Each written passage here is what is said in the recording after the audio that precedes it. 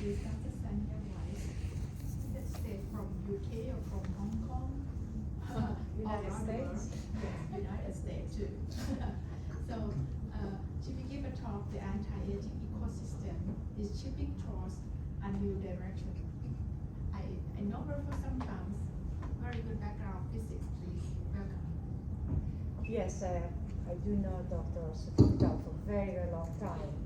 And thank you very much for inviting me to IMCAS in this very wonderful conference. And hello to everybody, and I have good news and I have bad news. Which one do you want first? By preference. Okay, so the anti-aging ecosystem is changing, and I hear that from a lot of businessmen. They say everything is unpredictable, the business is unpredictable, we don't know which way it's going. Actually, it's not random.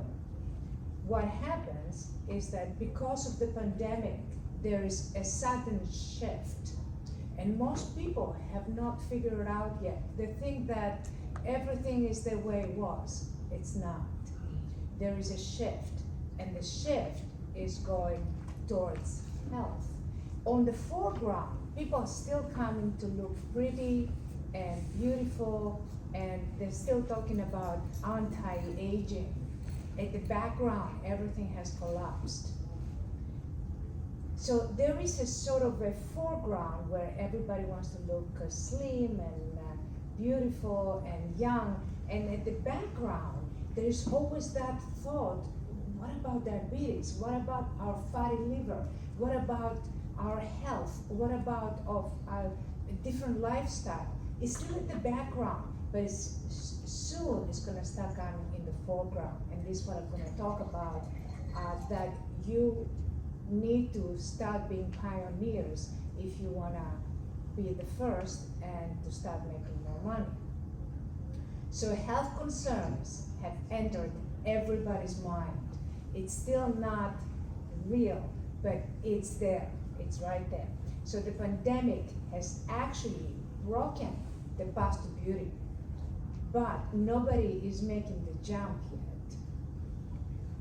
And there is sort of a detour, and the detour goes towards health, towards holistic health, towards the orchestra that Dr. Nalini is talking, that the body is like an orchestra. You cannot just change one instrument. You have to change the conductor, you have to change the music, you have to change everything. And that's going to be far more complex. So let's talk about the beginning, okay? David Goldman and Geronimo started all this collagen science that they were promoting with a cool touch. And the part of it is the marketing, that everybody looks young and beautiful because it's a model. And the reality, which, yeah, there is some difference sometimes, other times you don't see that much difference. And but nobody looks like a model after the treatment. Same thing, everybody comes into your clinics because they want to look like this on the left, but they end up looking like that on the right. Sometimes they don't even get a difference, and results will rebound because people stay hungry.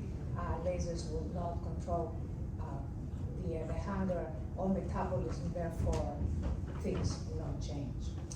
There is a fact that you need to know. RF denatures proteins. Proteins are the brains of the cells.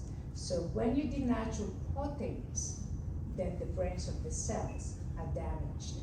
So there's two facts that you need to know. Collagen is only one out of 100,000 proteins. So if you want to change the body, okay, and you want to make the body young, and you're talking about an orchestra, like Dr. Nalini is talking, you cannot just change collagen because that's only one instrument. You have to change a lot more things. This is a far more complex process. And when you're using a ref and you denature proteins that are denatured are dysfunctional, and so are the cells.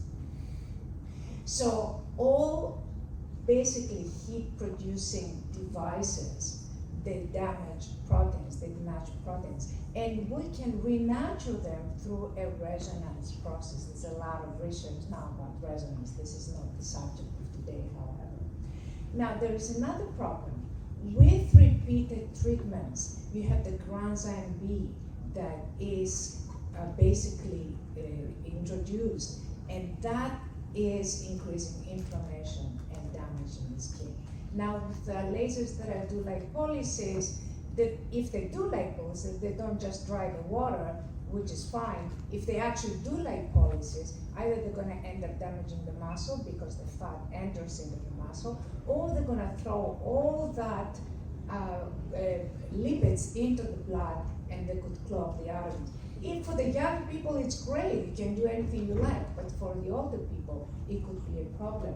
And it cannot, the laser, there's no mechanism to detox, just with the laser. The body detoxes. Okay, well, the body detoxes, that's all the bad news, and I know you're not gonna like hearing it, but it's the truth. And you're gonna need exercise or something like exercise to basically create the detoxification. Because an older body might not detox. You're relying on the body, but if the body doesn't do it, they won't do it. This is the basic flaw. If you look at laser studies, what you're gonna see is that they always try to verify hypotheses. So in the first research that I was talking to David Goldman in New York, I asked him how to do his research. What they did, they took biopsies from the site where there was laser, but they never took biopsies from a site that was not treated.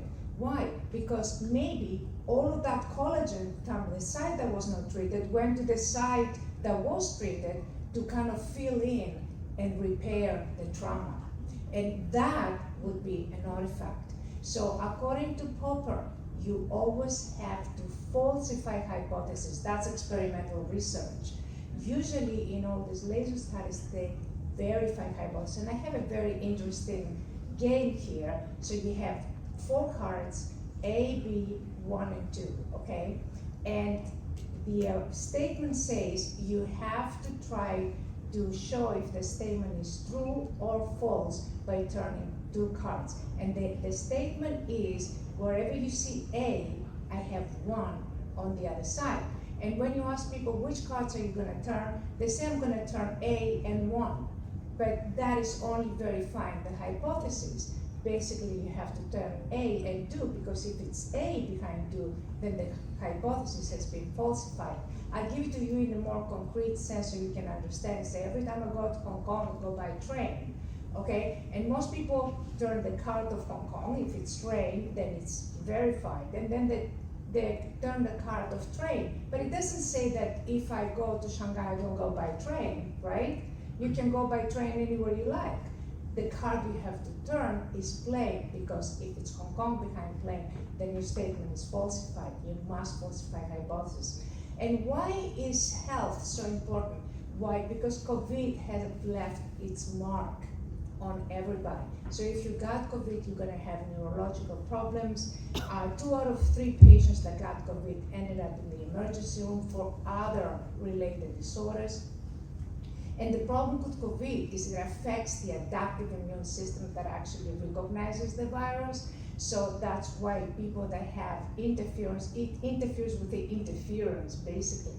And people that do have better interference do not get that many symptoms. So the virus is affecting your adaptive immune system that cannot inspect anything else. And the main causes of death is what? Visceral fat. Well, lasers cannot really remove visceral fat.